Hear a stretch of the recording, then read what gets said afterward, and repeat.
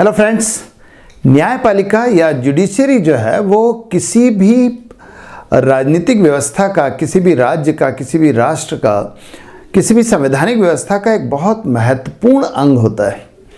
बहुत महत्वपूर्ण, सबसे ज़्यादा गवर्निंग बॉडी होती है, सबसे ज़्यादा इम्पोर्टेंट होती है। It mainly it decides the nature of the state. तो न्यायपालिका में जो है एक बड़ी महत्वपूर्ण एक टर्म आजकल बहुत महत्वपूर्ण एक कॉन्सेप्ट प्रचलित है, न्यायिक सक्रियता, जुडिशियल एक्टिविज़म। तो जुडिशियल एक्टिविज़म जो है यही आज हमारी चर्चा का विषय है। जुडिशियल एक्टिविज़म या न्यायिक सक्रियता, न्यायिक सक्रियता, ये हमारी आज चर्चा का विषय होगा। तो मैं हूं आपका फ्रेंड सुनील सिंह और आप देख रहे हैं शिखर ICS channel for educational video. हम आज इस न्यायिक सक्रियता में एक तो देखेंगे कि इसका अर्थ क्या है, दूसरा ये देखेंगे कि ये कब किस प्रकार से आरंभ हुआ है और इसके उदाहरण देखेंगे भारत में, और तीसरी चीज़ देखेंगे कि इसके क्या लाभ है और इसके क्या दोष है।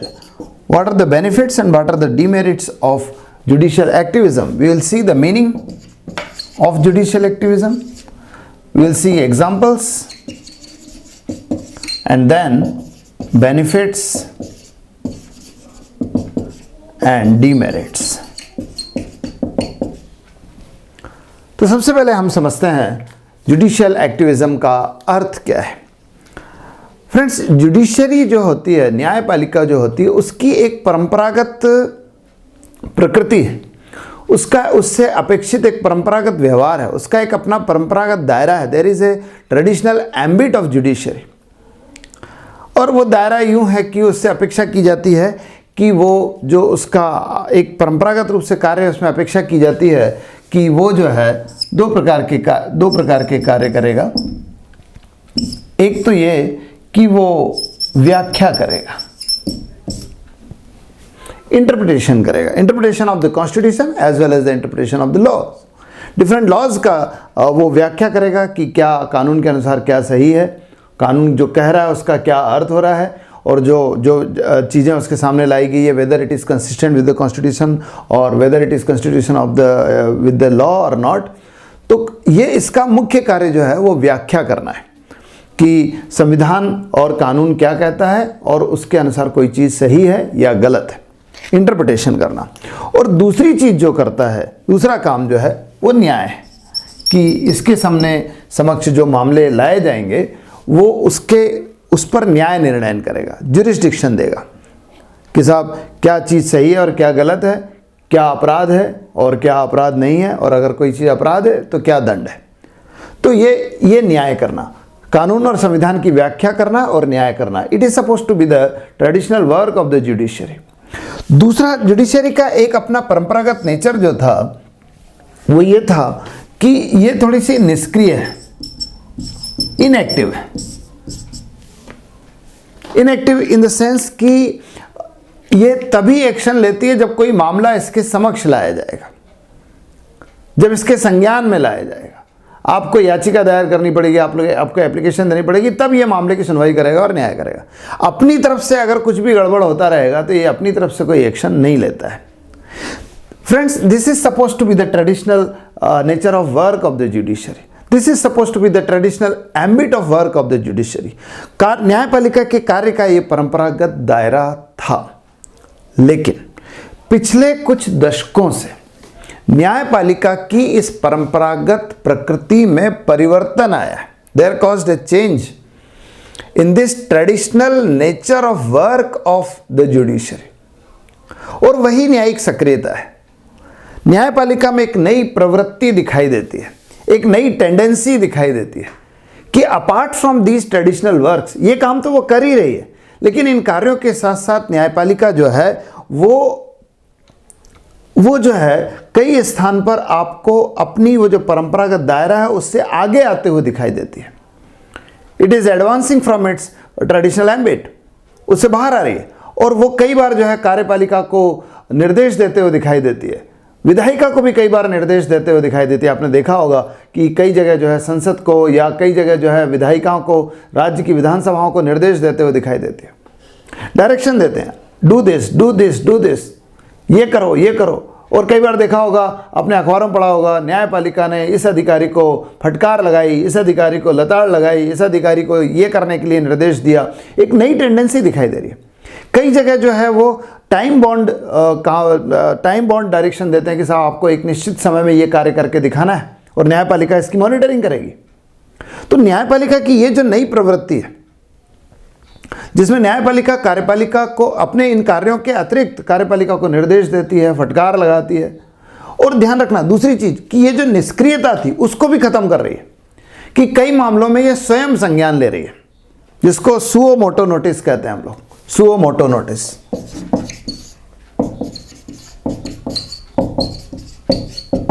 स्वयं संज्ञान ले रही है।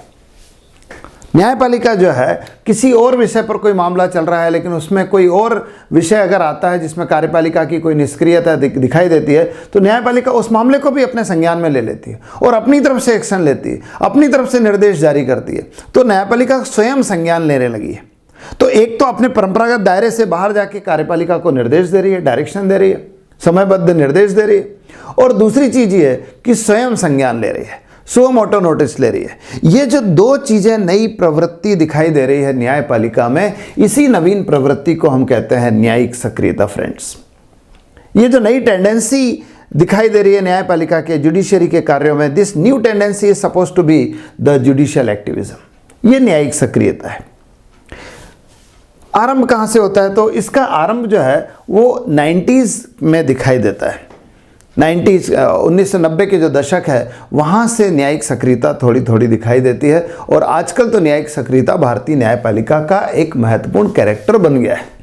न्यायिक सक्रियता आपको बहुत ज़्यादा दिखाई देगी, कई मामलों में दिखाई देगी। आप देखो, न्यायपालिका ने आगरा में जो है वो ताजमहल की जो रंग है, ताजमहल की जो स्वच्छता है उसको बनाए रखने के लिए यमुना के आसपास के जो ईंट के भट्टे थे उनको हटाने का आदेश दिया। दिल्ली में जो है वायु के प्रदूषण को देखते हुए वहाँ पर जो है सीएनजी बसों के लिए ऑर्डर दिया कि within 2 years you will have to operate CNG buses in Delhi. वो न्यायिक सक्रियता का एक बड़ा अच्छा उदाहरण था। आप देखिए कि न्यायिक सक्रियता का ये भी उदाहरण है कि वो जो नदी जोड़ो परियोजना है हमारे यहाँ, प्रोजेक्ट ऑफ रिवर लिंकिंग, जिसको अमृत क्रांति योजना भी कहते हैं, उसके लिए भी 12 वर्ष का समय दिया न्यायपालिका ने कि 12 वर्ष में आपको रिवर लिंकिंग करके दिखानी है। या फिर आप देखिए कि मध्य प्रदेश में जो नर्मदा विकास परियोजना के जो विस्थापित थे, डिस्प्लेस्ड, जिनको डिस्प्लेस किया गया था because of Narmada valley development program, उनको जो है उनके रिहेबिलिटेशन के लिए, उनके पुनर्वास के लिए राज्य को और केंद्र को निर्देश दिया कि आप तब तक इस परियोजना का कार्य आरंभ नहीं कर सकते जब तक कि आप जो डिस्प्लेस्ड है, जो विस्थापित है, उनका पुनर्वास पूरी तरह से ना कर दें। तो ऐसे कुछ जो ऑर्डर दिए गए वो जो है न्यायिक सक्रियता के बड़े ज्वलंत से उदाहरण है। फिर प्रश्न यह है कि इसका लाभ क्या है। देखिए, भारतीय राज्य व्यवस्था जो है उसमें न्यायपालिका को एक बड़ा महत्वपूर्ण काम ये दिया गया है कि न्यायपालिका कार्यपालिका और विधायिका पर नियंत्रण स्थापित करेगी। पर्टिकुलरली कार्यपालिका पर न्यायपालिका का नियंत्रण होगा। There shall be a control of judiciary over the executive.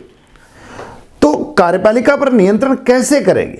तो न्यायिक सक्रियता जो है ये कार्यपालिका पर नियंत्रण का एक माध्यम बन गया है।